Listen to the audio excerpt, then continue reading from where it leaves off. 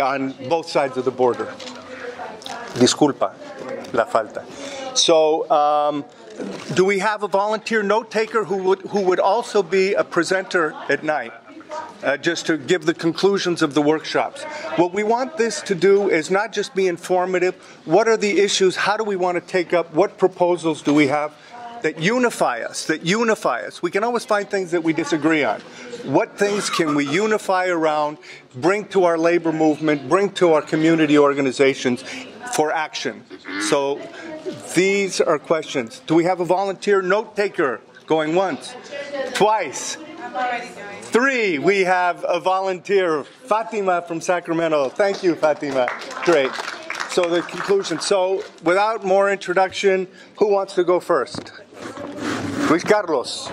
Let Tijuana go first. And does everybody have headsets? Remember, if you don't speak one or the other, if you don't speak Spanish or English, you need a headset. ¿Quién necesita? ¿Todo el mundo tiene los audífonos para interpretación? Ok, perfecto. Necesitas ambos. Dos manos. Ok.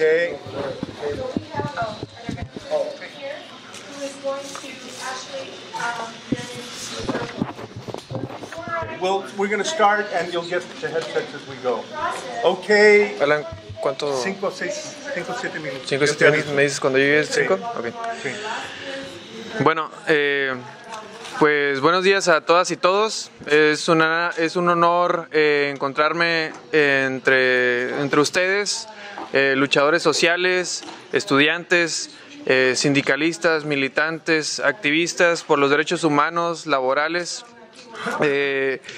feministas, etcétera. Esta reunión, este círculo en el que nos encontramos hoy no es... ¿Sí? No es cualquier conferencia, no es una conferencia meramente académica en la que expresamos nuestro punto de vista y cada quien se va a su casa a contar la anécdota.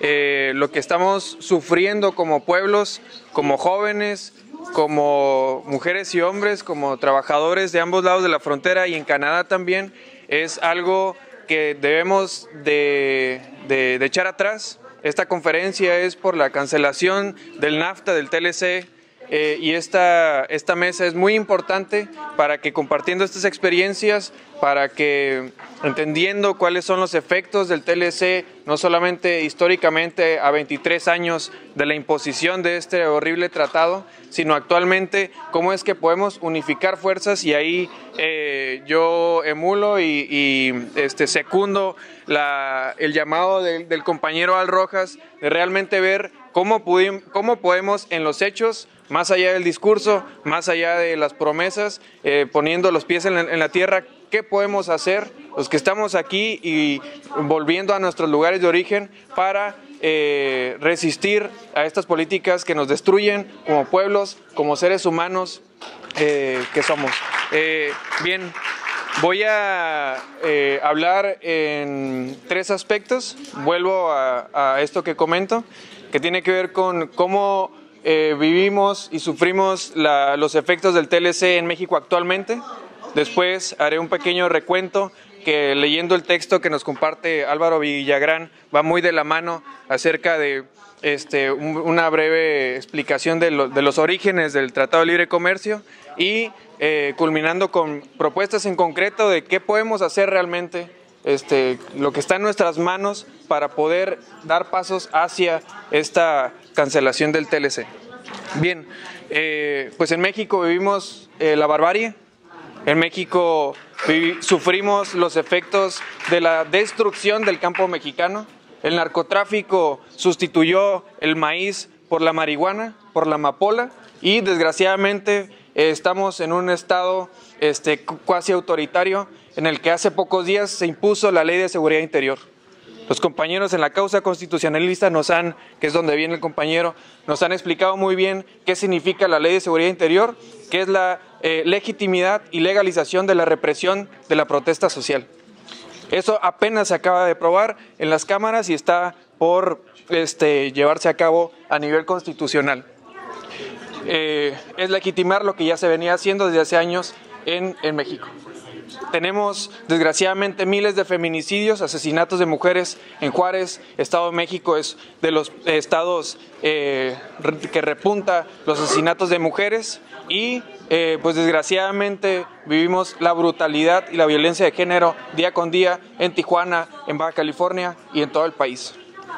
Estos son los efectos directos de la violencia y el narcotráfico por el desmantelamiento y la desindustrialización y la detención del desarrollo industrial de nuestro país. Por otro lado, nos han quitado nuestra principal fuente de riqueza, que es Pemex, como dice el compañero Alan.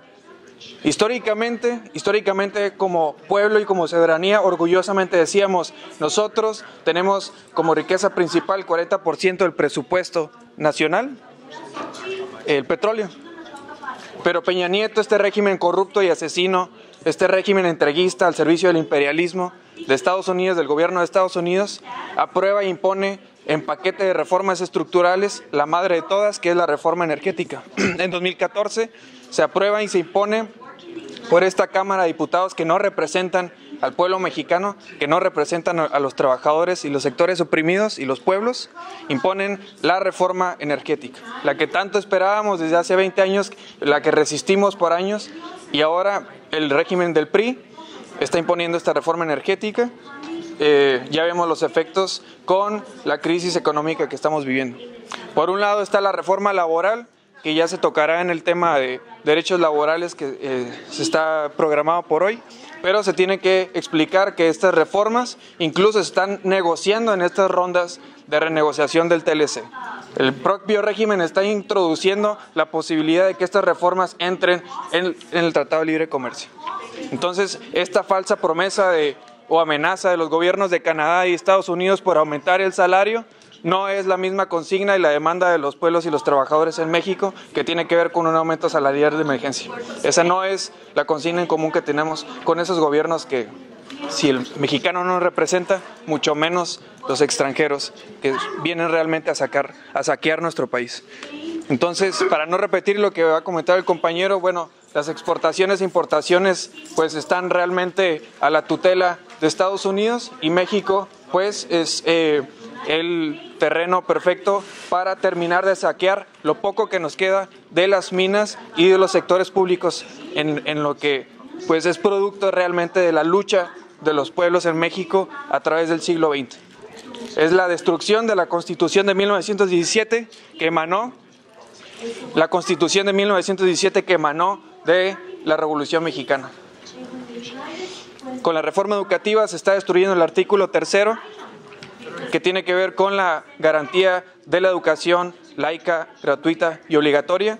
Con la reforma educativa, que es realmente la reforma laboral aplicada a los maestros para justificar el despido, estamos viendo cómo se está destruyendo a la mano de obra, pero en este sentido se está destruyendo al principal impulsor del desarrollo en México, que es la educación, que son los maestros. Los maestros que se han organizado en la Coordinadora Nacional de Trabajadores de la Educación en Chiapas, Oaxaca, Michoacán, Guerrero y en varios estados del país están siendo perseguidos y desgraciadamente pueden ser los primeros en la mira a partir de esta ley de seguridad interior. En las renegociaciones vemos que hay distintos sectores muy suculentos para los grandes empresarios, muy suculentos para los tres gobiernos, pero está pendiente también la reforma a la salud. La reforma a la salud implica la universalización de las distintas instituciones públicas en México, ISSSTE, IMSS, etcétera, pero que en el fondo es la privatización del sector de salud, que también está contemplado en los talleres, pero que esto engloba esta ronda de renegociaciones, esta ronda por realmente profundizar el saqueo y de realmente hacer cada vez más incierto nuestro futuro como pueblo de México. Entonces, nosotros creemos, compañeros, en diversas organizaciones, colectivos, sindicatos, etcétera, que al mismo tiempo hay resistencias y al mismo tiempo hay que organizarnos. Se están levantando movimientos por organizaciones de trabajadores genuinas, independientes, como lo es la nueva Central de Trabajadores que está conformado por la resistencia de los trabajadores del Sindicato Mexicano de Electricistas, la resistencia también de los maestros. Se está platicando también con jornaleros, y en el sureste del país hay incluso trabajadores petroleros que sufren los despidos masivos en Pemex por la reforma energética, y están impulsando esta nueva central de trabajadores. Entonces ya no me queda mayor tiempo, pero es importante que aquí en esta ronda de diálogo y participaciones podamos proponer qué es lo que podemos hacer, cómo vincularnos, y comentaba con el compañero que vengo de Sinaloa. Recientemente hubo una asamblea del noroeste con pueblos Lloremes, Mayos, Yaquis y distintas agrupaciones del noroeste de México, y precisamente vienen a dar un saludo porque estamos interesados en vincularnos pueblos de Estados Unidos y México. Gracias.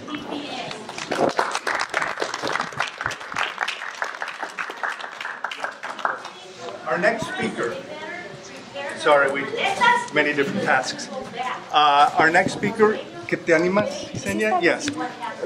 Yesenia is a compañera with Los Angeles CISPES, the Committee in Solidarity with the People of El Salvador, which has been doing exemplary work, excellent work around these issues of El Salvador, human rights, democracy in El Salvador. Just 1 second before, compañera, I want to thank two people who contributed in the documents bulletin, which you should have received, on NAFTA, a summary of the Public Citizens Global Watch document with the highlights, and that's Ralph Showman. I want to thank Ralph and Maya for the summary they did from Public Citizens for the document on NAFTA, and apologize because I messed up and took out a key 2 paragraphs in the formatting having to do with corn. And I apologize because the issue of corn has always been dear to me in my life, and I apologize to the authors for screwing up an argument about the devastation to corn, meaning the devastation to Mexico. So, apology. Okay, Sister Yesenia, thank you. Okay, so I'm going to switch to English. I'd love to try in Spanish, but it's just easier for me in English. So yeah, my name is Yesenia Portillo, and I'm representing CISPES, the Committee in Solidarity with the People of El Salvador, the Los Angeles chapter. We've really started we restarted the chapter in the last year and a half, and are really interested in building community and doing this work together. CISPES has been accompanying the Salvadoran social movement in their quest for social and economic justice since 1980, at the beginning of the Salvadoran Civil War.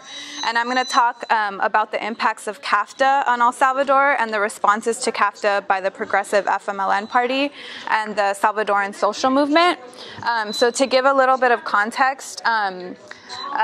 so the U.S. has been involved in El Salvador, before the Civil War, and the Civil War really started in 1980 because of government repression. Like the government has always sided with the oligarchs in El Salvador since independence, and resistance has always been met with excessive violence and repression. And in the 1970s, there was a resurgence of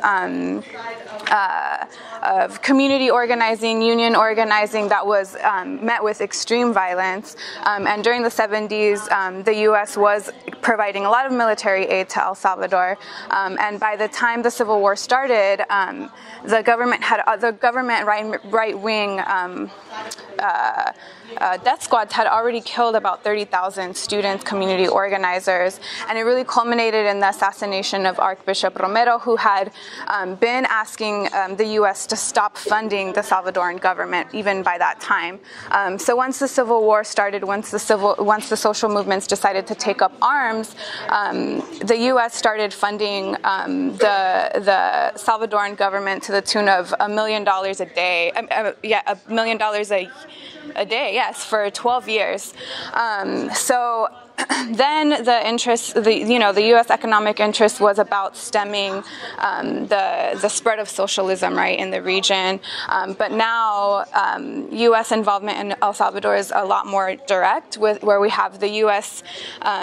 Chamber of Commerce calling the Salvadoran embassy and telling them that they have to, heed the demands under CAFTA.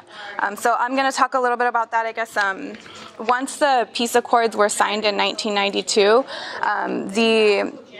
the revolutionary forces transitioned into a legalized political party, and they were allowed to run for office, and since then were elected to different positions in office. But it wasn't until 2009 that they were elected to the presidency, and this is their second term in office. So that's kind of the context. But back to CAFTA. By the time Bush announces his intentions for a free trade agreement with Central America, the Salvadoran people had already been organizing and winning some significant victories against their own government efforts to privatize public services, and this is still under Arena, the right-wing conservative party, including healthcare. So these struggles really laid the groundwork for the fight to challenge CAFTA. Also, the fight to challenge CAFTA was very much informed by what was already known to be the consequences of these free trade agreements. So the workers in Central America, just like the workers here, already knew what was to come with these free trade agreements. And so that really informed the way that CAFTA was passed. It wasn't passed unopposed. There was a lot of opposition, and there was a lot of social organizing to inform legislators about what would happen. And so both in El Salvador, on the Salvadoran side, and in the U.S., it was barely passed, because people fought tooth and nail to try to get it to not pass. In El Salvador, the right-wing conservative party still had a majority in the legislature, so there wasn't really a way to stop it. They did the left-wing FMLN party attempted their version of a filibuster, bringing sleeping bags to try to postpone the vote, but in the end it passed. Same with the U.S. In the U.S., it also barely passed. It looked initially like it wasn't going to pass, but it ended up passing like in the middle of the night because some people, I haven't even gone through a portion of the things I was going to talk about, but okay, so yeah, basically it barely passed, and so I'll talk a little bit about what has happened. The development, quote unquote, that El Salvador has undergone since the implementation of CAFTA has really proved the fears of its opponents correct. So CAFTA promised to reduce violence, lower immigration rates, and develop the regional economy. Instead, by 2008, the percentage of people under the poverty line in El Salvador rose to 40%, up from 35% in 2005. And that increase was really mostly felt in the rural areas. Before CAFTA began, El Salvador had a 184 million trade surplus with the United States. In 2013, it had a 836 million trade deficit. In the years following CAFTA, 75% of corn and 85% of beans, the country's primary dietary staples, were being imported rather than grown domestically. And in the 2 years after the passage of CAFTA, rural poverty in El Salvador increased by 71%. One of the most devastating effects of CAFTA has been on agricultural communities. Similar to the stipulations under NAFTA, CAFTA takes away the national government's ability to limit foreign imports in defense of local industry. Prior to CAFTA, all nations in the agreement had limitations on foreign imports in order to protect, local industry. So even though CAFTA evens the playing field so that governments cannot intervene by making conditions favorable to any particular interest, small-scale farmers in El Salvador just can't compete with U.S. subsidized corn and agriculture. People can't make a living farming anymore, and they now need cash to buy the imported staple foods they were once able to grow on their own. So when the FMLN won the presidency in 2009, they implemented a program called the Family Agriculture Program, which was modeled after Nicaragua's Zero Hunger program. What the program did was give corn, seeds, fertilizer, and technical support to anyone who had any size parcel of land that could be used to farm in order to regrow the domestic market. The Salvadoran legislature also passed a decree that said that they would buy these seeds that they were going to then give to the farmers from local markets. So they did business with small co-ops, which now had a large purchaser, and it really helped them. So we began to see domestically grown beans on the shelves that were more affordable than foreign imports. A complaint was lodged under CAFTA for this practice, and in particular because of this legislative decree that said that the Salvadoran government would buy these local seeds. So they had to kind of do things in a different way and instead say, we're going to use seeds, these specific kinds of seeds that are more common in local agriculture. But the U.S. Embassy got involved in this dispute and actually threatened to withhold aid, claiming CAFTA violations. So there's that. Yeah. Okay, yes. So I also want to just briefly talk about the Pacific Rim lawsuit and the way in which the Salvadoran social movement, that was really a victory, and it really exemplifies how the response to try to stem the tide of CAFTA has really come from the people. So what happened is Pacific Rim, a gold mining company from Canada, they tried to use CAFTA in order to force El Salvador to allow them to mine for gold, and it would have been extremely devastating to El Salvador. And the victory really came from, almost a decade of organizing that eventually has allowed El Salvador to ban all metallic mining in the country. So, yeah. You're welcome. I'd like to ask our speakers also to recommend, maybe in the discussion or in their conclusions, what positions we should take. Something specific around any initiatives that are happening or any proposals that you all are putting forward. Álvaro, ¿te animas? Ok, 5 o 6 minutos. Álvaro, I just know him from 3 days ago when he submitted this wonderful paper for us. I hope everybody had a chance to get a copy at least. And si quieres decir algunas palabras más para introducirte. Sí. Muchas gracias, buenos días. Mi nombre es Álvaro Villagrán Ochoa. Yo soy presidente de Causa Constitucionalista Mexicana, Asociación Civil. Es una causa cívica, ciudadana, que ha propuesto una nueva constitución para México. Es el único trabajo que hay en México de una constitución debidamente elaborada, debidamente formateada como tal, 144 artículos que restituyen la soberanía al pueblo. Le quitan al Estado el privilegio y regresan, le dan vigencia al artículo 39 constitucional que deposita la soberanía en el pueblo. Dado la brevedad del tiempo, voy a hablar de 5 puntos fundamentales brevemente de lo que es el Tratado de Libre Comercio. Primero, motivo del tratado; segundo, inicios del tratado; tercero, consecuencia del tratado; cuarto, deficiencias del tratado; y quinto, cancelación del tratado. Pero como el tema que más nos ocupa es la cancelación del tratado, voy a empezar por la cancelación del tratado, y para ser más precisos me voy a permitir leer, ¿sí? El Tratado de Libre Comercio no únicamente debe ser cancelado, nunca debió existir desde un principio, ya que las condiciones con las normas que lo rigen son adversas para ambas naciones. Este mecanismo comercial ha sido altamente lesivo para el país más débil de los tres, de México, Canadá y Estados Unidos. México es el que ha sufrido las consecuencias más devastadoras del tratado. Pues en tanto 2 de ellos han prosperado y mejorado, que son Estados Unidos y Canadá, las condiciones de sus vidas, de la vida de sus habitantes han mejorado, los mexicanos nos hemos hundido más en la miseria, en la violencia y en la incertidumbre. No solo ha sido nocivo para uno de los socios, sino que asimismo en su misma configuración desigual, es desigual, pues en tanto México y Canadá lo concibieron como tratado comercial, Estados Unidos únicamente lo contempla como un acuerdo.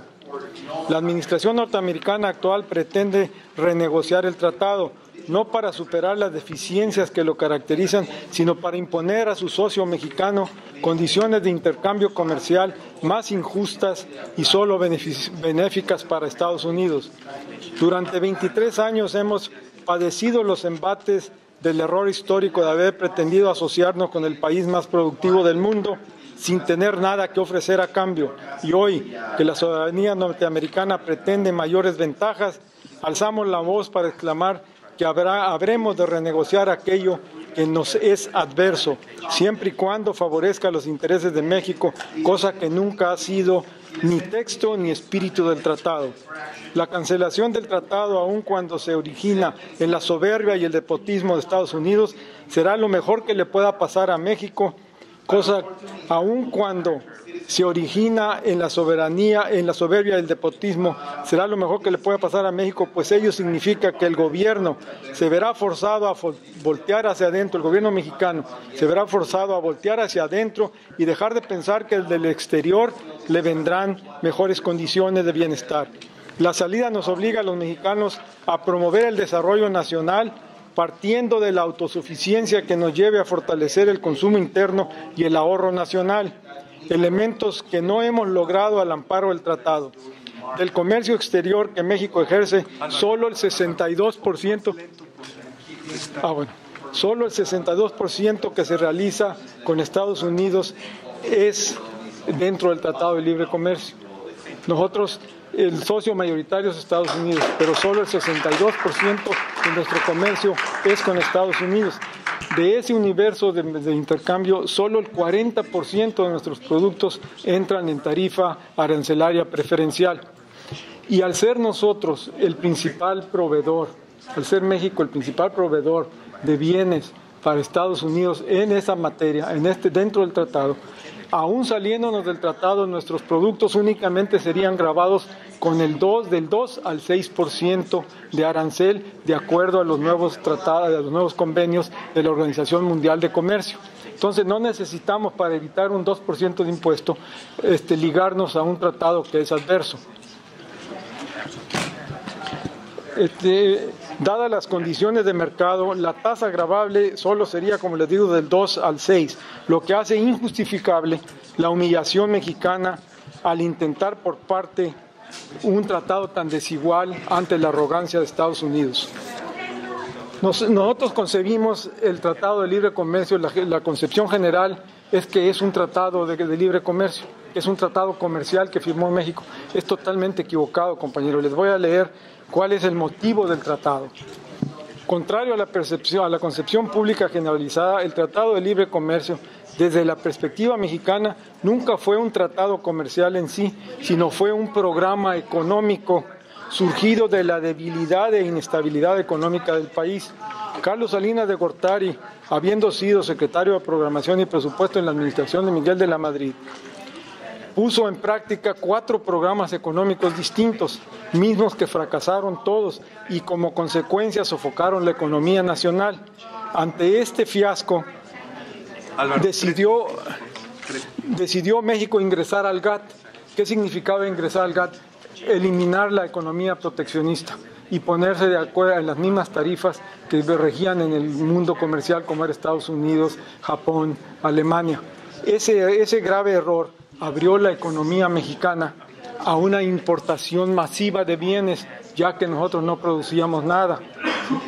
Ese hueco que se creó obligó al gobierno, a la administración de Salinas, a buscar una forma de atraer divisas al país, porque el intercambio comercial nos había creado un boquete, al extremo mismo que cuando Salinas dejó la presidencia solo había $6,000 millones de reservas internacionales. En virtud de eso, se acentuaba el problema del desempleo y la escasez en los anaqueles de los supermercados. Entonces, él propone a Estados Unidos la creación del Tratado de Libre Comercio, misma que acepta Bush inmediatamente. Y México canta victoria porque nosotros habíamos logrado con Estados Unidos que el 75% de nuestros productos fueran exentos de tarifa arancelaria y Estados Unidos solo había logrado que fuera el 25%, pero el 75% de nuestros productos eran solo 13 rubros y el 25% de Estados Unidos es el universo de productos, ya que es el país más productivo del mundo. Entonces, el primer año del Tratado de Libre Comercio, México sufrió un déficit comercial con Estados Unidos de 24,000 millones de dólares, lo que llevó a la crisis financiera y económica del 21 de diciembre de 1994, que fue el desastre del cual todavía México no sale. Ahí se colapsaron las finanzas de México por virtud del Tratado de Libre Comercio. Ahora, esos 24,000 millones de dólares que nosotros dimos a cambio de bienes de consumo, ¿sí?, fue lo que rehabilitó la economía de Clinton. Clinton en su segundo año de gobierno empezó a tener problemas inflacionarios y déficit de crecimiento. Esos 24,000 millones de dólares que el vecino inmediato consumió reactivó la economía norteamericana. De ahí para acá, nuestra dependencia ha sido alimentaria. Cierto que tenemos un intercambio de 400,000 millones de dólares al año entre ambos países, pero lo que nosotros exportamos no es nuestro, señores. Es de Ford Motor Company, de General Motors, de Chrysler, ¿verdad? Entonces, nosotros, lo mismo sucede en la industria electrónica, es Panavision, es Panasonic, ¿verdad? Es Samsung, no es nuestro. Lo que sí es nuestro es la necesidad de consumo de bienes alimentarios. 10 millones de toneladas de maíz, trigo, frijol, arroz, harinas, carnes y leches en polvo. Importadas. Entonces, son ficticios los números de intercambio. Nosotros estamos teniendo un déficit comercial con Estados Unidos por virtud de la necesidad de abastecer nuestros anaqueles. Si nosotros cancelamos el Tratado de Libre Comercio, nos retiramos de ello, obligamos al país, a México, a que produzca internamente, fomente su producción nacional, ¿verdad? Se restablezca la soberanía y dejemos de depender de los sueños ilusorios del exterior. Gracias.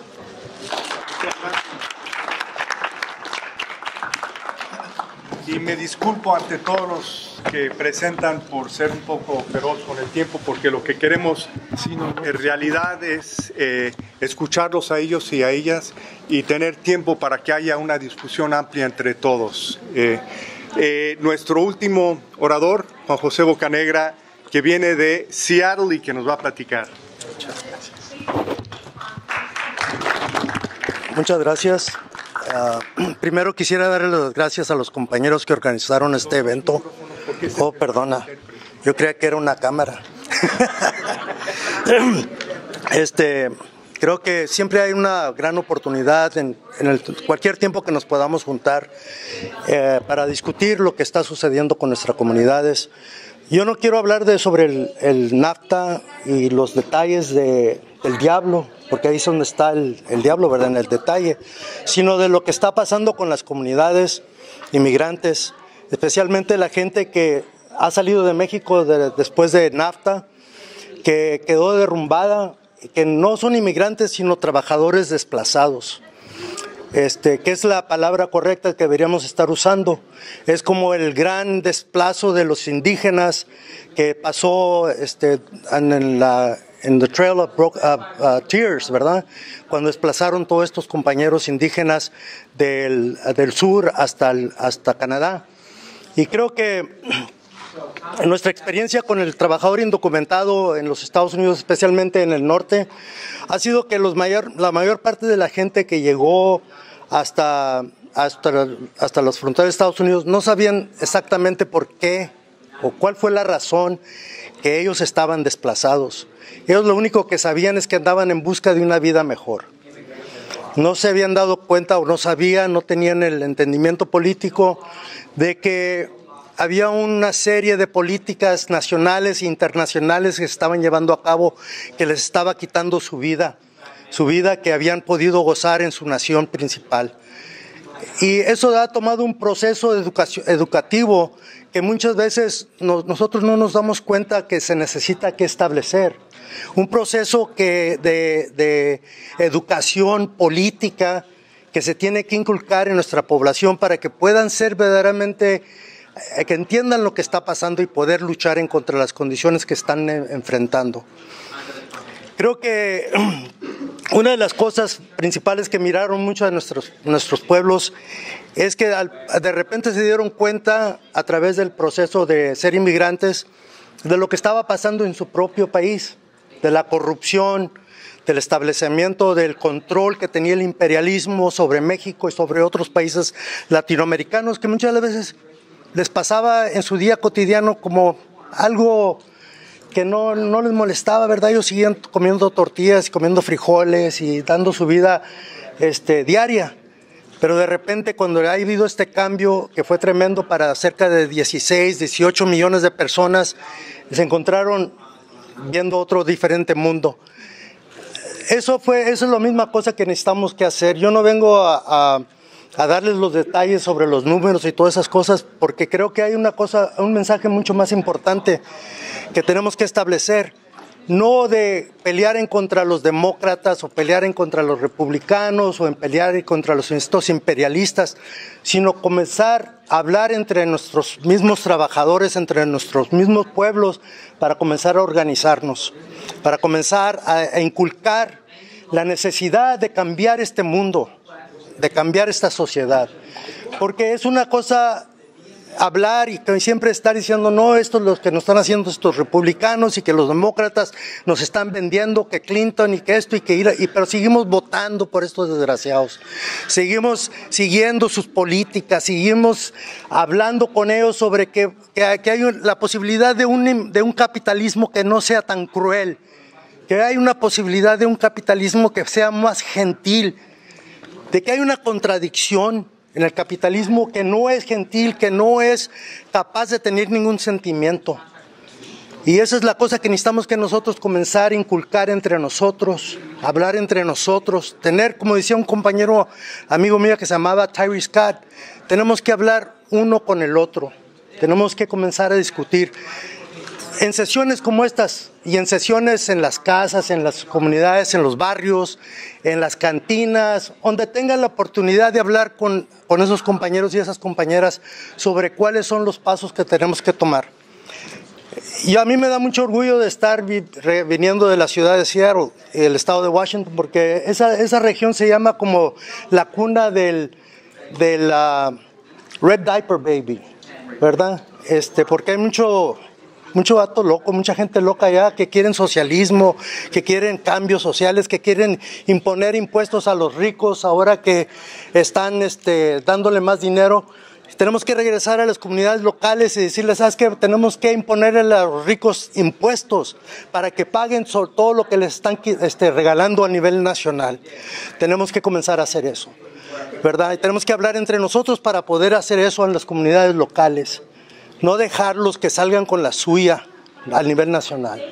Tenemos ese tipo de trabajo que se nos está imponiendo a nosotros a diario, pero no sabemos eso, ¿verdad? No nos damos cuenta porque estamos todos trabajando y que apoyando a este candidato y que apoyando a este otro candidato. Está bien, ¿verdad? Si podemos poner candidatos que verdaderamente son socialistas, que verdaderamente son progresistas y no una bola de güeyes vendidos, ¿verdad? Que nos toca todo el tiempo.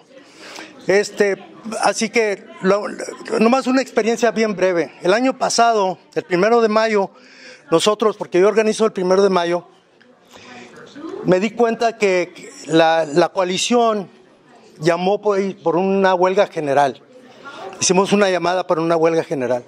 Y de repente los sindicatos dijeron, mira, está bueno que tengamos la marcha el 1 de mayo y que celebremos el trabajador internacional y todo eso, pero una huelga general, ¡ay, está cabrón! Tenemos contratos, tenemos que hacer esta cosa aquí, nos van a demandar, nos van a tratar de joder acá los patrones, no podemos moverle mucho a los patrones. Nos dimos cuenta que tenemos que comenzar a educar a estos compañeros de nuevo, ¿verdad? Que a pesar de que muchos de nosotros estamos muy adelantados, estamos dejándonos y la gente está quedándose atrás. Y sí, muchas de las veces no nos damos cuenta, no nos podemos medir qué tanto podemos adelantarnos y qué tanto podemos medirnos para poder atraer al resto de la gente. Ese es un proceso que tenemos que estar revisando casi a diario entre nosotros, ¿verdad? Porque muchas de las veces tenemos la oportunidad de educar a los compañeros y los otros, pero no tomamos el tiempo para oírlos a ellos, cuáles son los problemas que ellos están mirando, ¿verdad? Porque si los trabajadores, muchos de los gringos tienen razón. Clinton les dio en la madre a ellos como nos dio en la madre a nosotros. Muchos de los trabajadores que votaron por ellos han votado, que votaron por Trump, son los que estaban cansados de votar por los Clintons, ¿verdad? Así que tenían cierta razón, pero nosotros no los educamos, decirles, para entrar a esas comunidades y decirles, miren, esos no son los enemigos, los restos de los trabajadores no son los enemigos, y no podemos dejar a los sindicatos dictar quién se puede organizar y quién no se puede organizar. Como dijo Valdemar, tenemos que organizar a todos los trabajadores. Tenemos que organizar a toda la población. No podemos nomás simplemente decidir a quién podemos organizar. Tenemos que formar las relaciones interraciales, intergénero, intercomunitarias. Por eso es importante que nosotros, cuando haya una lucha en North Dakota, estemos ahí con las comunidades. Cuando hay una lucha en los barrios en contra del asesinato de los afroamericanos, estemos ahí en las comunidades, luchando en contra de la placa, luchando en contra la poli, metiendo la mano en el fuego y sacando el fruto que debemos de tener, la unidad y la solidaridad de todos los pueblos. Eso es lo que debemos de estar enfocándonos. Y por eso mi mensaje para ustedes, hermanos y hermanas, es que sigamos hablando y sigamos oyéndonos unos a los otros. Y les quiero darles muchas gracias a todos, a ustedes, por haberme oído en este momento. Y creo que nosotros estamos evaluando dónde vamos, o sea, el comité en Seattle. Y se llama el comité porque antes nos llamábamos el Comité Pro Reforma Migratoria y Justicia Social, pero todos nos conocían como el comité, así que se quedó el comité y el comité. Por eso me dicen, bueno, ¿y el comité de qué? ¿No? Eso es lo que somos. Muchas gracias.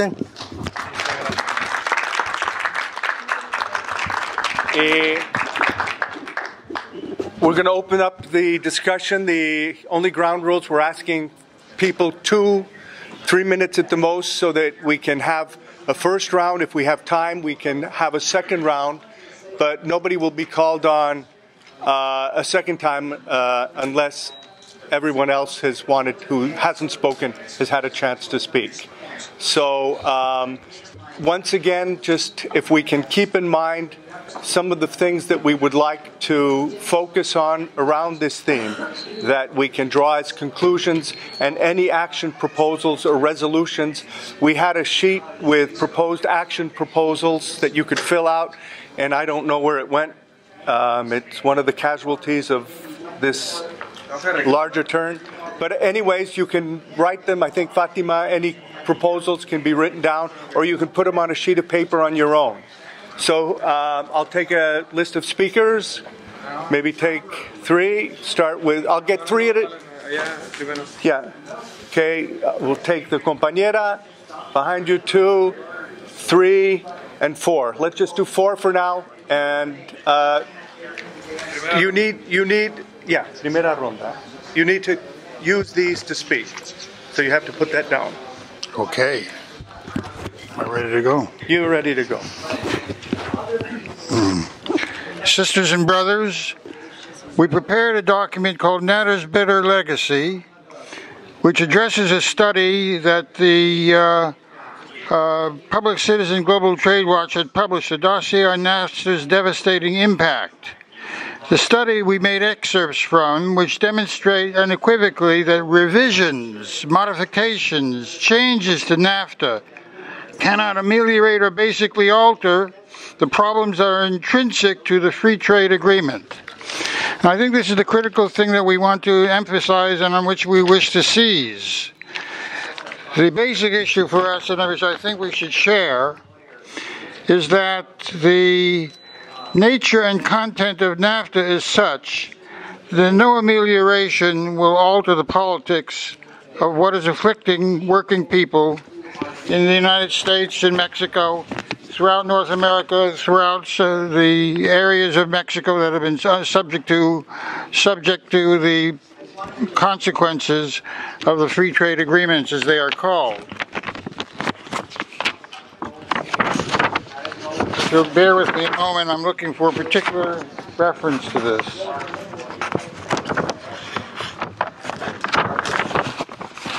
What we attempt to demonstrate is that NAFTA is a system of pauperization of working people on both sides of the border.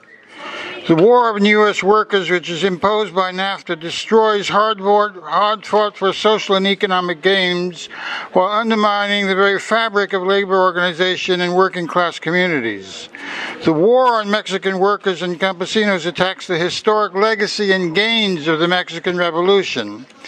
It assails the core content of the Mexican Constitution, which proclaimed that land and resources belong to the people themselves. So what arises from this is that we have to create an effective mobilization on both sides of the border. But it is a mobilization to reclaim our unions, reclaim our political organizations, and reclaim the commitment to a struggle based on the mass of our people's requirement to surmount, to overcome, to replace, to transcend, and to build a new society based upon the fundamental interests of a population under siege, which threatens the historic legacy of working people over a sustained period of time in all our societies. That's our responsibility, to cut through the nonsense that amelioration can alter this dynamic. We're way beyond that, as we all understand, and as we suffer from on a basis that we listen to with a great heartfelt consternation. Let's mobilize together, let's commit ourselves to this, and let's move forward with the ways forward to transcend and overcome. Thank you.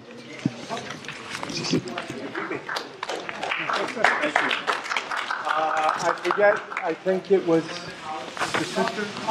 Monica. Cada quien se presenta. I'll just remember you by the numbers, so please. Monica Costa Zamora. Hold the microphone. You need a ver, disculpe. Everybody has to have this. It's for the interpreter, and the other is for, I don't know what it's for. Okay. For the video.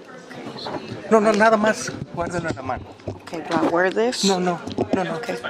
Okay, it's fine. All right. Let's start now. Monica Costa Zamora and Monica Costa Zamora from Dallas, Texas, and I'm with the National Committee for the Freedom of Ramsey Muñiz. And you might say, well, what does the freedom of Ramsey Muñiz have to do with any of this? Ramsey Muñiz was a very charismatic Chicano that ran for governor in 1972 and 1974, and he was framed the first time in 1976. He was indicted in two different districts, and he pled because his mentor and former teacher told him they were going to give him 20 years, and this was for conspiracy for marijuana. He was an attorney. So he pled. They were supposed to combine those two indictments to one. Well, they never did. In 1994, it's funny because 1994 keeps coming up. 1994 is when they slammed on the Zapatistas. And then we're talking about 1994 and the economics again. Well, in 1994, Ramsey was framed a second time with 92 pounds of cocaine, with no weapons, no money, no telephone trail, and no money trail. That's just to give you an idea of how far our government goes to plaster our people that are charismatic and encourage us to be politically independent. So anyway, so one of the things that comes to mind to me is the omnibus bill. If you're not familiar with the omnibus bill, that's the bill that creates the prisons for profit, okay? It's a congressional mandate that says that they're supposed to have 40,000 beds filled every day in the prisons for profit. Now, what kind of Congress do we have that legalizes jailing people who want to work? And 60% of the people who are in the detention centers are native indigenous people. Raza, 60%. It's a form of genocide.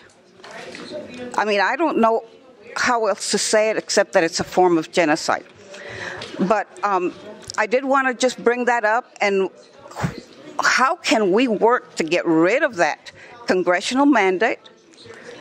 And I just wanted to ask that and present it to you all and tell you all why I was here, because Ramsey Muniz is still locked up after it's going on 3 decades now. He's very ill. I love him dearly. He is my spiritual mentor, and the reason I'm here and the reason that I'm in the streets. And I wanted to share that with you all. Thank you. God bless you.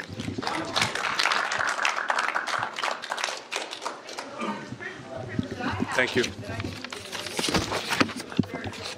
I forget who I asked to speak next. Oh, brother, and then brother on this side. So what do I do? Just hold this? Yeah, just hold. Okay. Hold them together separately. Hello, everyone. My name is Michael Boyd, and I come from part of Santa Cruz County that was historically referred to as Rancho Choquel. That's Shoquel. The reason that name is important is and has a direct effect on NAFTA, the deportation of Mexican citizens in the United States, and the wall, Trump's wall.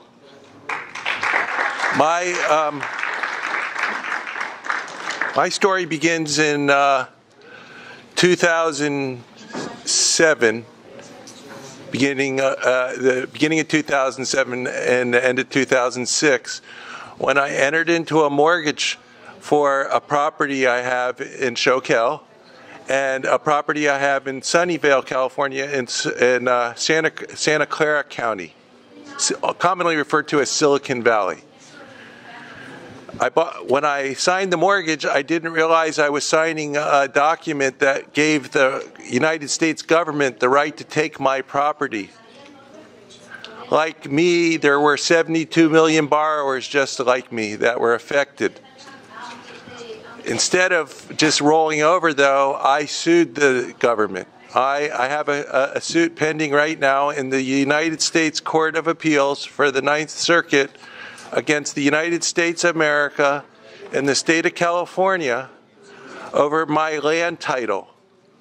And the reason this is significant is because my title, I was able to trace it back to these ranchos that were granted where property transferred into private ownership before it was part of the United States of America, before the Treaty of Guadalupe Hidalgo, or the Treaty of Peace and Friendship, as it was called.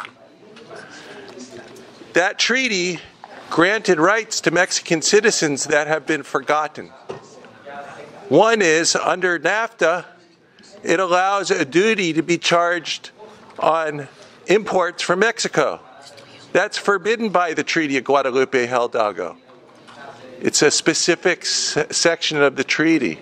No tax of any kind is allowed. Mexican citizens in the United States were granted the same rights as American citizens under the treaty, and the right to leave and return at any time. Okay? So the reason I'm here is I don't have a lawyer for my case. So I'm trying to find someone who has experience with treaty law. I've already filed my brief. I have to file a reply brief in January. So I'm looking for help. I have some lawsuits where I have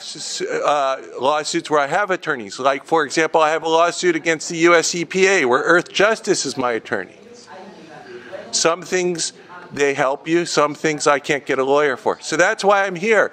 But I want to let you know that these laws, NAFTA, the deportation of Mexican citizens, the wall, if they build a wall on one of these ranchos, it's what's called a prescriptive easement. They would have to pay Mexico compensation before they could build it. Trump says he's going to make Mexico. I want to make Mexico pay for the wall. I want to make Trump pay for the wall. Okay, if he builds it. Thank you. We don't want a wall. We don't want a wall. I understand. We're on the same page. We're on the same page. We're on this. Get rid of the wall, and the wall is the one that. Al Paradón. That's the only wall we want. Brother, I think you had been the next, and Alfredo. Before Alfredo, take another list of 4 people. We're going to go around the room. 1, 2, 3, 4, and we'll keep going. You'll be fine. You'll be the one on the next. Remember your number, please. Mi nombre es Alfredo.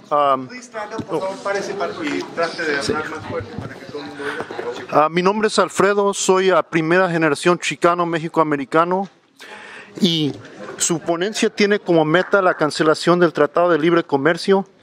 Pienso que sería,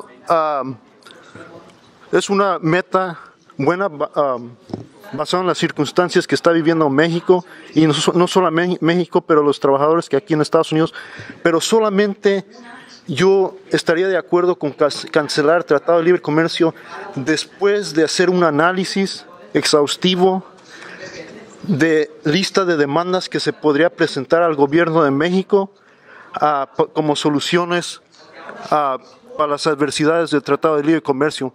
Esta lista de demandas debería de ser formalizada por grupos comunitarios, por obreros, indígenas, posiblemente unificarse con el Comité Nacional Indígena que está ahorita en la plataforma, no para la presidencia de México, pero como un foro para traer las listas de demandas que se están presentando ahorita bajo el CNI en México. Entonces, el Tratado de Libre Comercio debería de ser un tema que se sume a los esfuerzos del CNI y otras agrupaciones en México y posiblemente también aquí en Estados Unidos. Después de esta lista exhaustiva, debería de presentarse también una propuesta al gobierno mexicano para que prometa de no hacer otro tratado de libre comercio con Alemania. Sabemos que Alemania, Angela Merkel, ha ido a México. No sé exactamente cuáles fueron las conversaciones. Posiblemente tuvo conversaciones en privado con el presidente Peña Nieto, posiblemente de si el Tratado de Libre Comercio es cancelado con Estados Unidos, entonces México y Alemania podrían formar un tratado que lo veo yo muy posible, dado las circunstancias que Alemania se ha retirado de la comunidad europea, y creo que va a haber negociaciones entre Gran Bretaña y Estados Unidos de emprender un convenio comercial, y eso daría un hueco a México. México tendría la oportunidad de cancelar el Tratado de Libre Comercio, pero si va a formalizar un nuevo comercio con Alemania o cualquier otro país europeo, entonces vamos a volver a la misma cosa, es posible.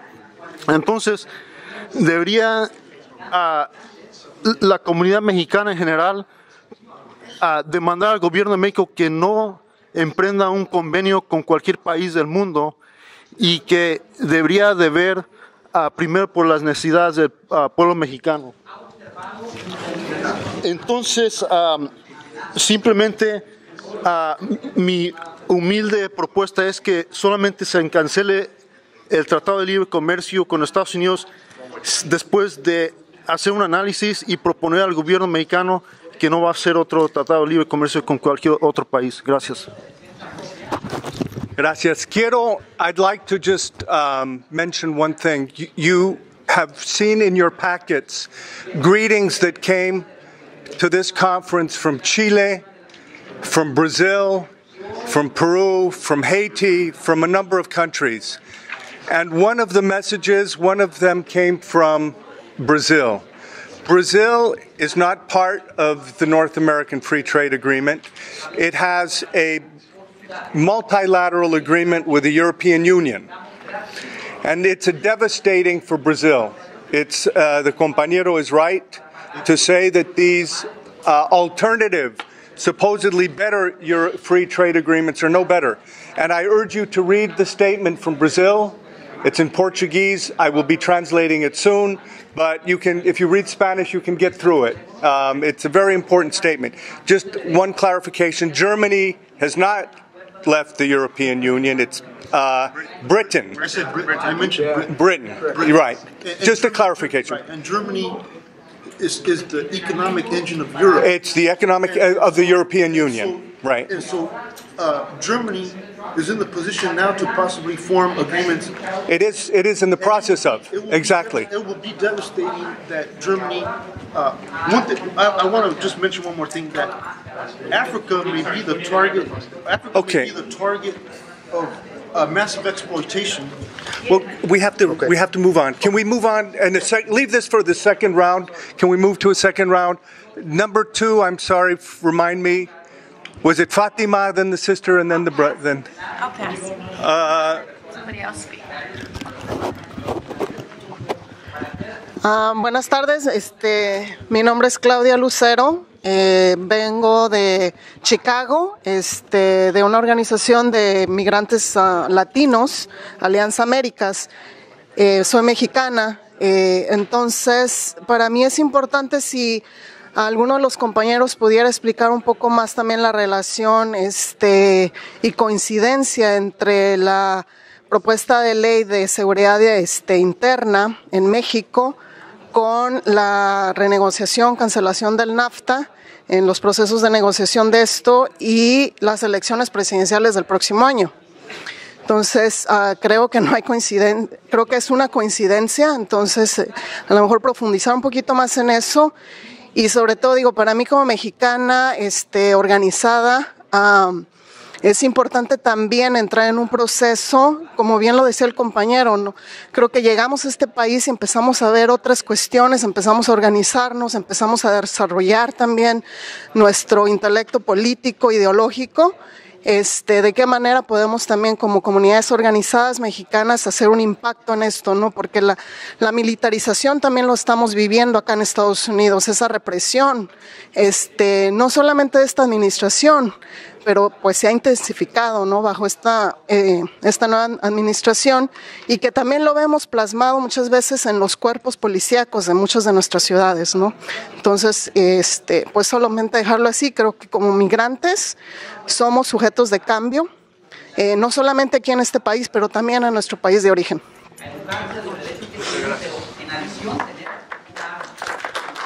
Muchas gracias. Entonces, panelistas van a tener tiempo de resumir al final la cuestión de militarización, Plan Mérida, todo lo que es, eso es importante que lo integremos en esta discusión. Al final. No, yo voy a hablar, voy a decir algunas palabras. Yes.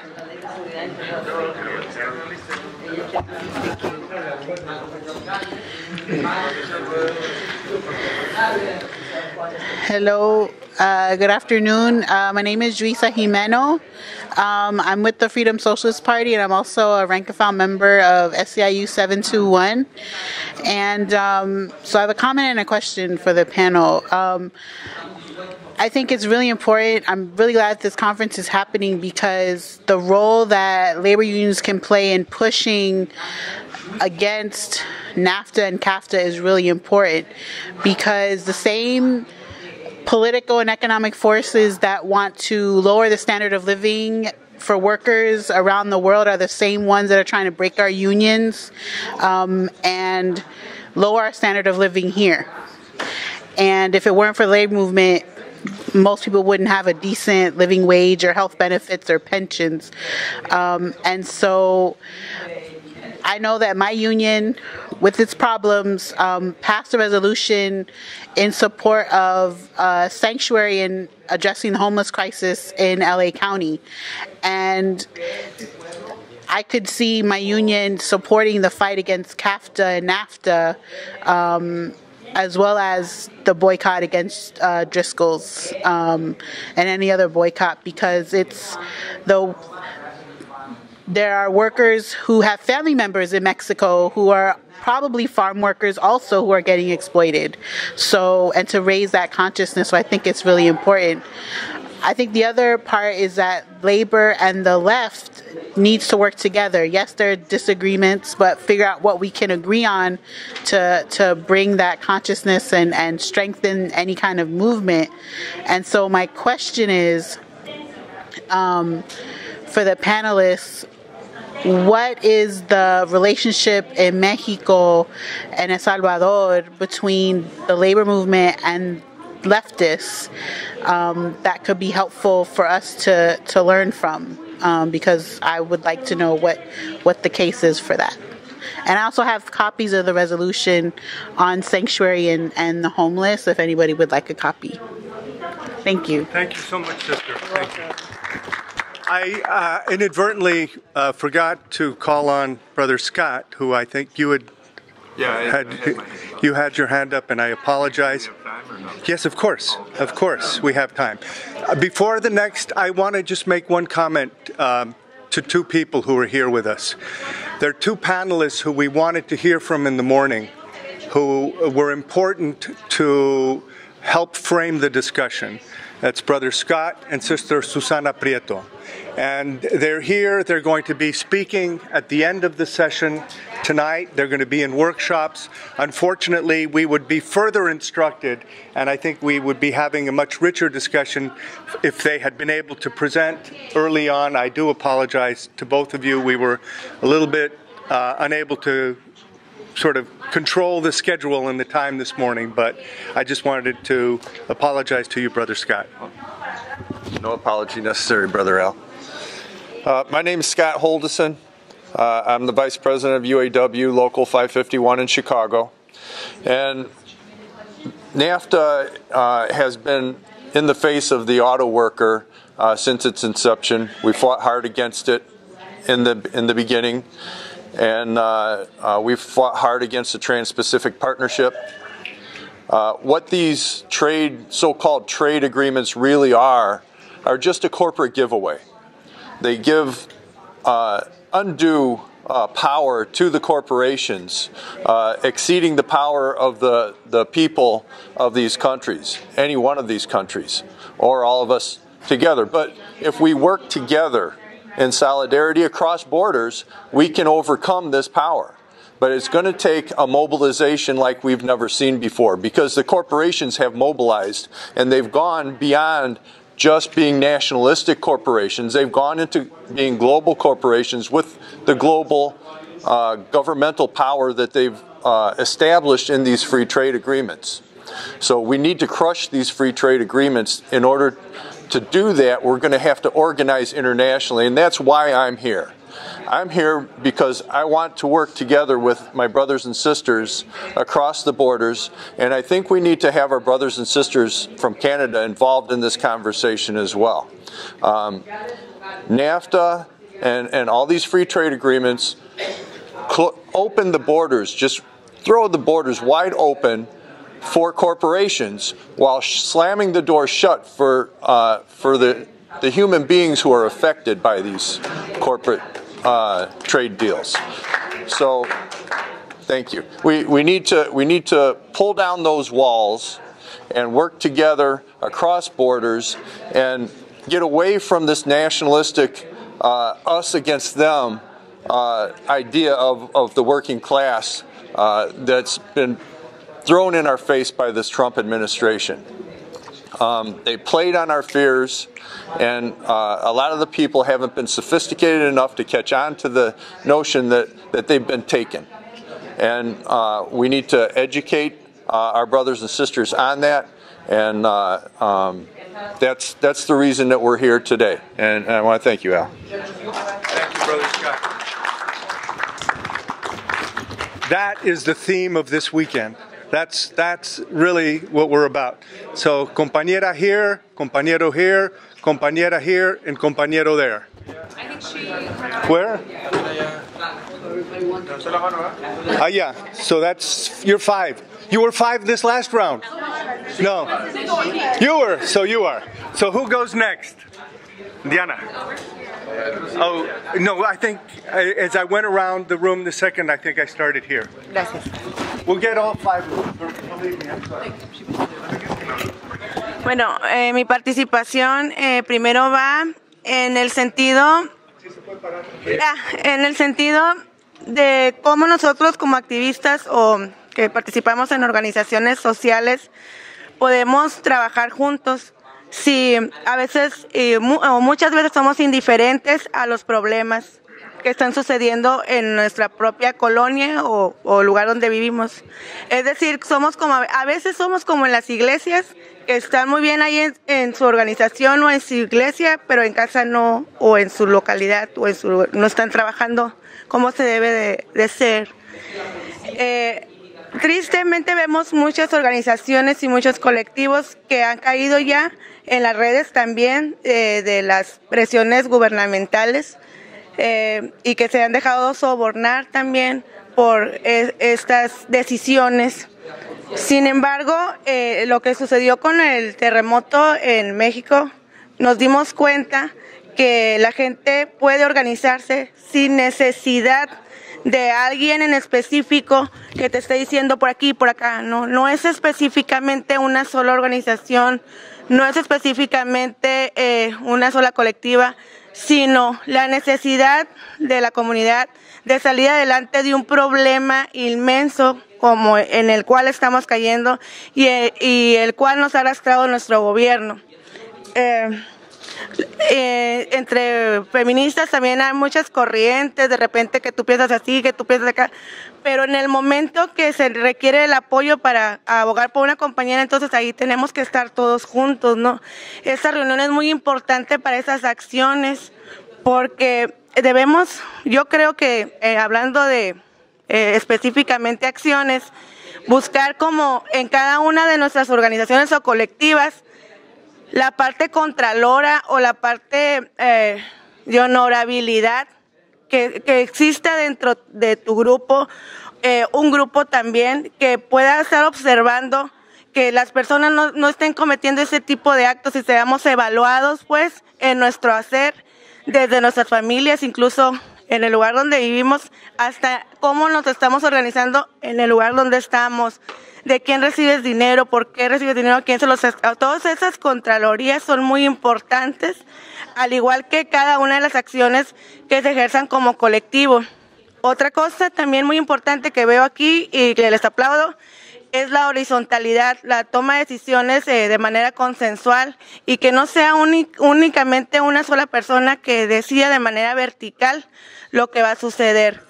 De ese tipo de consenso y sabiendo que no dependemos de un gobierno específico para actuar, ni de un partido, ni de las elecciones del 2018, creo que viene una forma diferente de trabajo organizacional en el cual puedes tener metas cortas a través de la unidad. Es todo.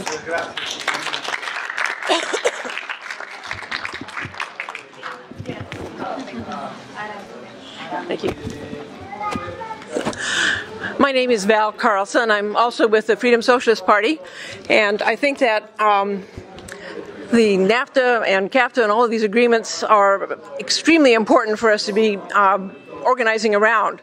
Donald Trump's opposition to NAFTA doesn't hold anything useful for us, but it puts the topic on the agenda and in the public eye so that we know what it's about and can raise the demands that we have to get rid of the whole thing. He claims to want to get rid of it. He really just wants to make it even more friendly to corporations. And none of that is happening. I think that the speakers this morning and throughout the day are talking about historical and present examples of people really going on the offense, which is what we have to do through our communities, through our unions, and everywhere. One of the best ways, I think, to do that, people have been talking repeatedly about not being able to rely on the Democrats or the Republicans anymore. We need to go on the offense politically and form a labor party that represents the working class and is anti-capitalist and includes the unemployed. Juan Bocanegra talked about the ability to bring communities and organizations together. I've spent a long time in Seattle, and this man walks his talk. It has happened up there, and he's been a part of it for very, very many years, and we need to continue to do that everywhere that we are, and bring our forces together so that we have the power to really shut down the system and start making the change that's going to make a life livable for everyone. Thank you, sister. Remind me, I think it's, if I'm out of order, please forgive me. I think it was, may have been that gentleman. And you'll go next. Sorry. Good afternoon. My name is Maria Estrada, and I'm here from Compton. I'm a delegate actually for the 64th District for California Democratic Party. And I agree with the gentleman over there that was speaking about what he was saying about organizing amongst your community. There was a bill that was just shelved, SB 562, and that bill would have provided health care for every resident in the state of California, including undocumented people. And that bill was shelved by the Speaker of the Assembly, Anthony Rendon. The problem with both parties, as he was saying, is it's all about money. So they will sell us out at every level to make sure that they're doing as their corporations tell them to do. The party has been in charge of the state of California since 1959, and every, whether it's the omnibus bill or this healthcare bill, the deterioration of our schools, the high level of poverty, homelessness has risen. We were in the top 10 in education. We're now in the bottom 10 in the state. All of these can be directly attributed to the Democratic Party. The point of this is what they're doing is they're literally poisoning us in this district, the next district over where the speaker is. There's high levels of chromium. They tested kids. They have lead in their system. They're allowing these companies to poison us and kill us, and that's not even an exaggeration.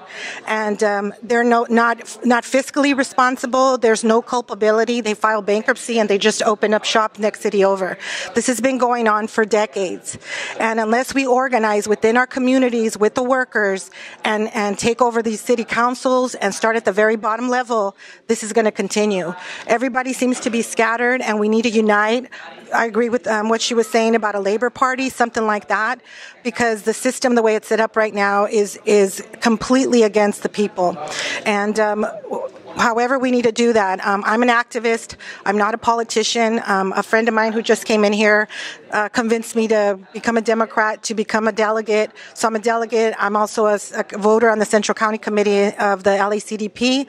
And I can tell you firsthand, another delegate, Democrat woman, told me to go back to my country. The vice chair of the California Democratic Party 2 weekends ago in San Francisco at the convention had to be restrained from physically assaulting me. In May, during the chair's race, the outgoing chair, John Burton, there were 3,000 delegates, as opposed to the previous convention, there were 1,500 of all progressive who came in to fight against fracking, big oil money, for this SB 562 bill, and the outgoing chair literally flipped us all off, told us all to shut the fuck up and get the fuck out. It's all on video. So this is their way they think of us and what we're trying to do. So we can't rely on this party. Right now, I actually just announced that I'm going to run against the Speaker of the Assembly of the State of California in the 63rd District. I don't know what I'm thinking, but I mean, we have to do something. And I'm not a politician. I have no political aspirations. But at this point, I'm so frustrated. I feel that this is what I have to do. Anyway, thank you.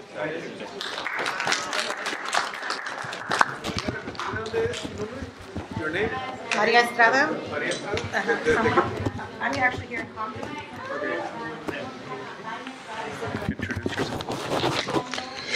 My name's Dennis Richter, and I just wanted to speak to, I think, the possibilities of building alliances across borders is increasing day by day as we go along.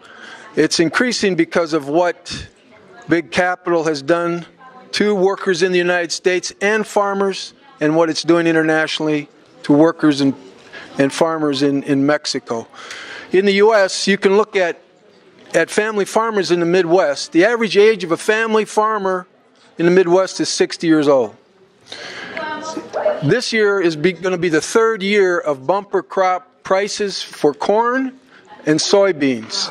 Bumper crop surplus, but lower prices each year. I have a friend in Wisconsin, a family farmer with 2,000 acres under production last year. How many hectares is that?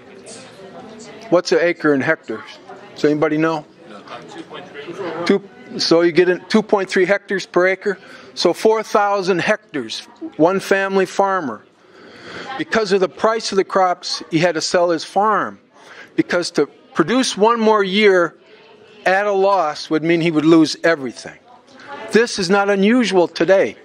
These farmers understand it's not Mexican farmers, it's not immigrants to the U.S. that are causing their problem. They know that. I agree very much with one thing Trump said in the course of the election and what he still says, and that is working people in this country face a carnage across the land. And nowhere is it more clear than in rural areas. 40 million workers work in rural areas. These cities are drying up.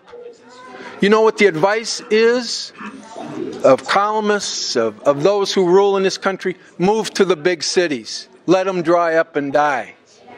How can people do that? I live in Los Angeles. Can you move from a small town in California or Nevada or anywhere and live in LA? Buy a $500,000 house and work for $12 an hour? This is driving us together. One final thing. I believe, based on my experience, I moved here from Nebraska, there is less and less anti-immigrant hostility amongst broad layers of people than ever. People live next, they live next to people, they work with people who are immigrants. They don't want to drive everybody home. They aren't susceptible to all of the rhetoric around it. There are alliances that can be built. That's what we have to do. Thank you.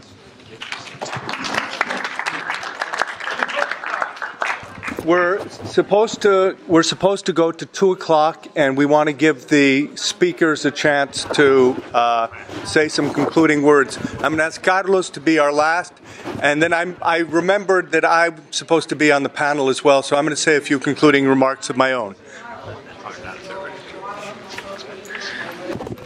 Bueno, voy a hablar español. Carlos Montes, originalmente de Juárez, pero viví ya toda mi vida aquí en Los Ángeles. Soy chicano, activista. Soy miembro de CSO en Boyle Heights. Luchamos contra los asesinatos policíacos, que tenemos 7 de LAPD, de jóvenes asesinados en Boyle Heights. ¿Okay? Lo que quiero agregar, yo obviamente estamos contra el muro y estamos contra NAFTA, y CAFTA y Mérida, y Plan Colón, obviamente, ¿verdad? Y la manera, y obviamente estamos en solidaridad con la clase trabajadora, especialmente los trabajadores de México, que apoyamos la lucha de los sindicatos. Lo que quiero agregar yo, que debemos de tener una frente amplia anti-imperialista, ¿ok? Yo como joven en los 60s luché contra la guerra en Vietnam, porque muchos de mis homies fueron reclutados y mandaron a Vietnam y muertos o regresaron traumatizados. Aprendimos que la lucha, que hay que apoyar los movimientos de liberación nacional como en Vietnam, ¿ok? Y Vietnam ganó y derrotó el imperio imperialista de Estados Unidos.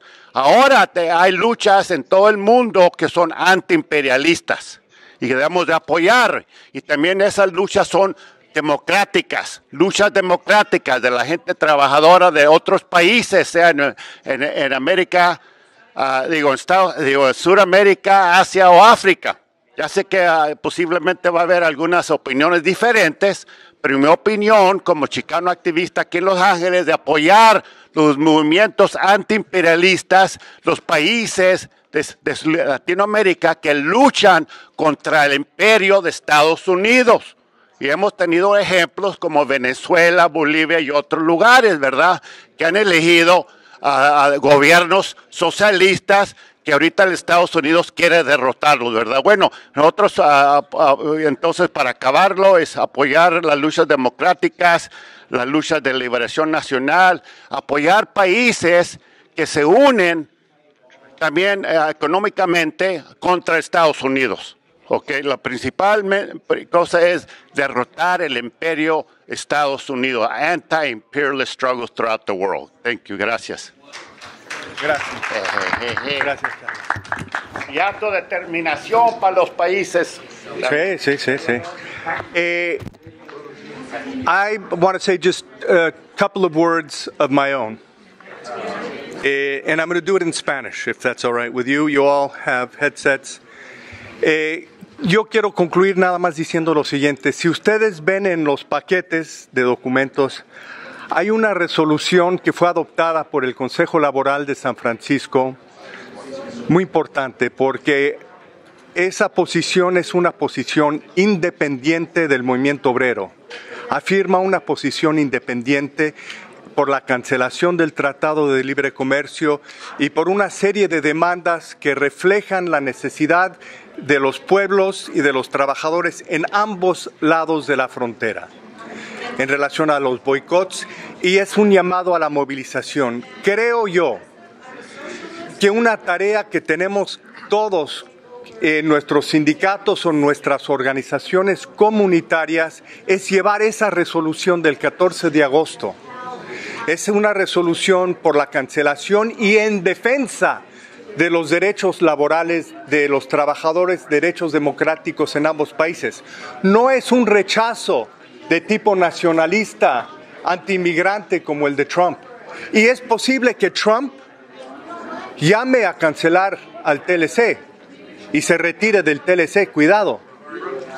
No por ruptura con la política del imperio de imponer su política a los países, pero para exigir aún más concesiones en un cuadro bilateral que pueda existir en un cuadro multilateral.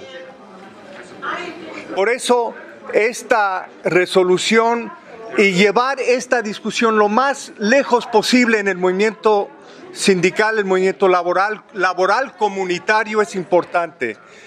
Hoy, lastimosamente, la dirección de la AFL-CIO sacó una declaración diciendo que lo de Trump, al pedir que haya un mayor porcentaje de trabajo en los productos a partir de la ley de inversión interna, va en una dirección positiva.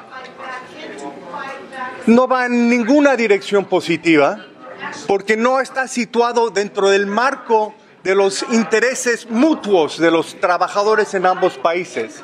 Es otra imposición a México. Entonces nosotros no podemos ser una nación libre y un país libre mientras estemos explotando, imponiendo la política del imperio a México y a cualquier país que sea.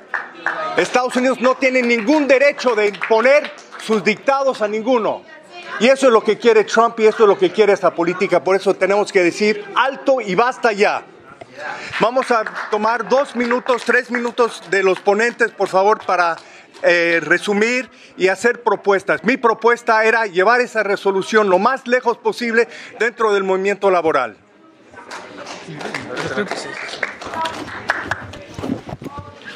Me voy a permitir contestar 4 preguntas que se hicieron. Ok. La consulta del Tratado de Libre Comercio que usted sugiere no se puede llevar a cabo en México porque en México no existe. En México no existe el mecanismo de consulta, entonces no podría ser. En cuanto a que México no celebre otros tratados económicos, México es el país que tiene más tratados comerciales en el mundo, tiene 46 tratados comerciales, sin embargo el trabajador no avanza. Entonces la solución no es el Tratado de Libre Comercio, el problema es interno, es un problema de política interior. Nosotros no podemos exigirle a Estados Unidos mejores condiciones porque nosotros no estamos pidiendo la renegociación del Tratado de Libre Comercio. Es Estados Unidos quien la propuso. Pero aquí hay un elemento de autocrítica, compañeros. El Tratado de Libre Comercio tiene 23 años y hasta que Trump abrió la boca nos estamos ocupando por denunciar el Tratado de Libre Comercio. Hemos navegado de pechito durante 23 años. Las condiciones que está pidiendo el gobierno americano obligan a México a retirarse si es que todavía nos queda dignidad. La muerte súbita de la renegociación cada 5 años nos obliga a retirarnos con dignidad. El desconocimiento del artículo 16 nos obliga a retirarnos y la exigencia del 81% de componentes en la industria automotriz nos obliga a retirarnos. Entonces, si tenemos y nos queda dignidad, tenemos que hacerlo. Usted preguntaba de la ley interior. La ley de seguridad interior faculta al ejército a disolver las manifestaciones públicas, faculta al ejército a sustituir a las policías, faculta al ejército a detener sin presunción de culpabilidad. Se determina, se acaba con el principio de inocencia. Y la relación, alguien preguntaba cuál es la relación entre trabajadores y NAFTA.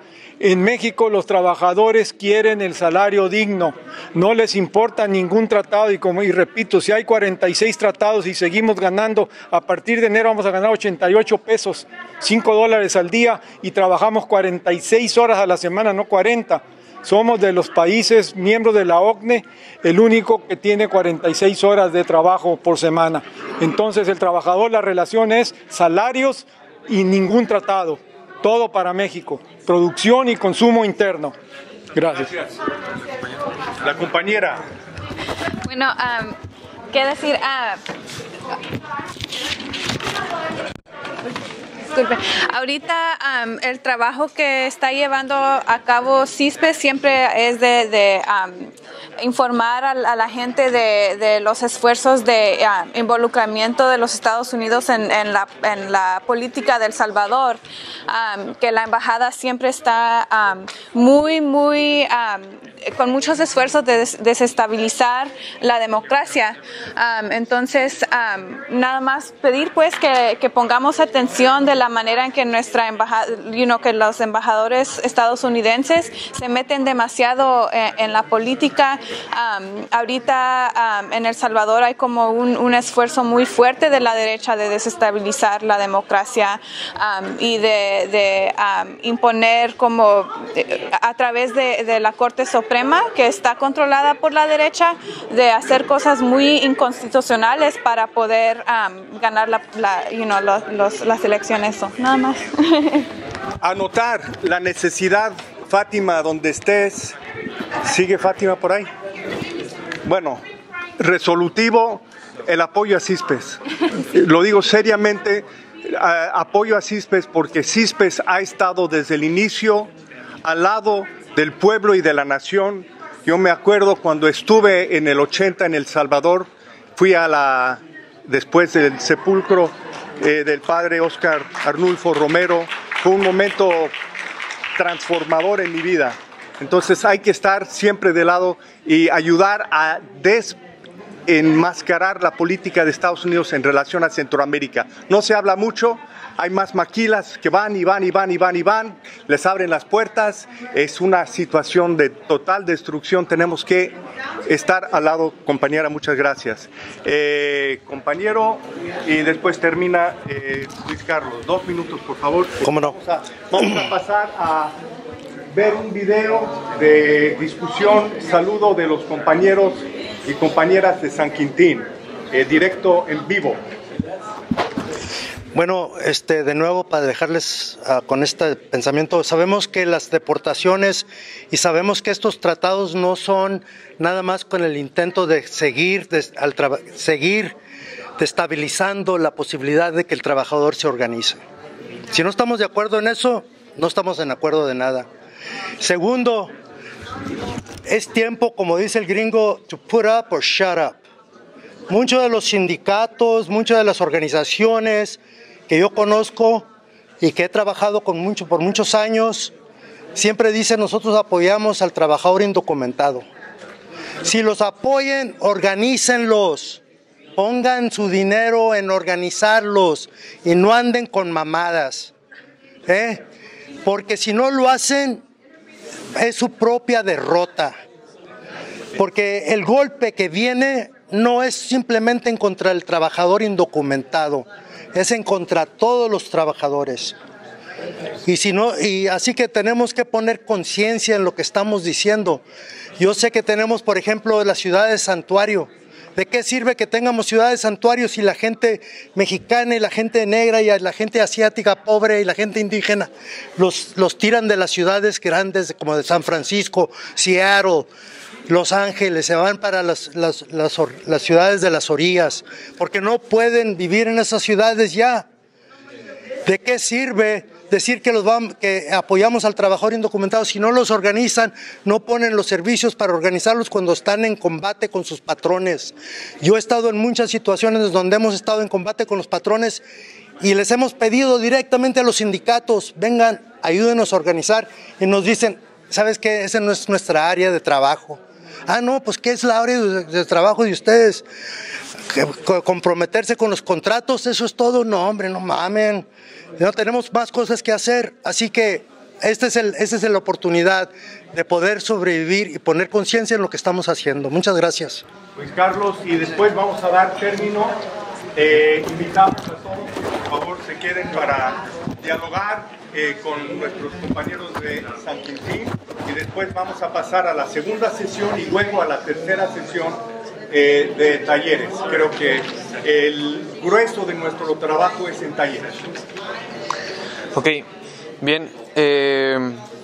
Pues yo recalco lo que comenté en mi participación. Estoy de acuerdo en la gran mayoría de las cuestiones que se plantean en este taller, en esta mesa de trabajo, pero como joven y como organizador, como militante por los derechos de los trabajadores y los pueblos, no me rehúso rotundamente y rechazo rotundamente la posibilidad de que aquí nos salgamos con acuerdos prácticos y claros de organización para operativizar lo que aquí estamos diciendo. Compañeras y compañeros, hay que organizar, hay que unirnos las luchas de las mujeres, jóvenes y trabajadores, Estados Unidos y México. Hay que luchar contra las políticas de estos gobiernos. Lo hemos venido diciendo. El llamamiento a esta conferencia estipula la gran mayoría de las cuestiones que planteamos. Es necesario escucharnos. La compañera tiene a un compañero en la cárcel, está la compañera que viene de Ciudad Juárez en defensa de los derechos de los trabajadores de la maquila. Hay una necesidad muy clara ahí con la cuestión de la maquiladora, que es una expresión del TLC, la explotación de los obreros. Eso es necesario sí compartirlo, es necesario sí en esta conferencia encontrarnos y compartir experiencias, pero compañeros, vamos a esperar décadas y décadas y vamos a transmitir a las generaciones qué buenas experiencias, pero abramos el camino operativo y práctico, ¿cómo le vamos a hacer? Con eso termino. Compañeros, está bien, vamos a difundir el resolutivo que está correcto de San Francisco, de la organización sindical, y eso en términos de la Organización de los Trabajadores en California. Pero binacionalmente, ¿cómo vamos a hacer esta lucha? Entonces, propongo de manera concreta, porque mañana en la plenaria vamos a disolver este tema entre todos y vamos a complicar las propuestas y nos vamos a encontrar después en Tuxtla en el mismo escenario en el que estamos ahorita. Entonces, de manera concreta propongo que los compañeros que venimos de las distintas ciudades, de ambos lados de la frontera, distintas regiones, distintas agrupaciones, realmente en esta hoja de registro pongamos una fecha de coordinación, que sí, esto que estamos planteando se difunda, pero en términos de luchar contra el TLC, nos vamos a manifestar en qué fecha, cuándo es la siguiente renegociación, qué podemos accionar, como dice la compañera Diana, y con esto termino, realmente donde estamos y ser congruentes con lo que estamos nosotros manifestando. Nada más. Resalto de esta última intervención, the last thing is a proposal for a day of action for the cancellation of NAFTA, to propose a day of action that can unify us for the cancellation of NAFTA. Dile a Fátima que es un día de acción. Thank you, everybody. Gracias. Un saludo, un abrazo, un aplauso para todos. Thank you. A proposal from Luis Carlos that we set a date at the next time of renegotiation for a binational day of action for the cancellation of NAFTA.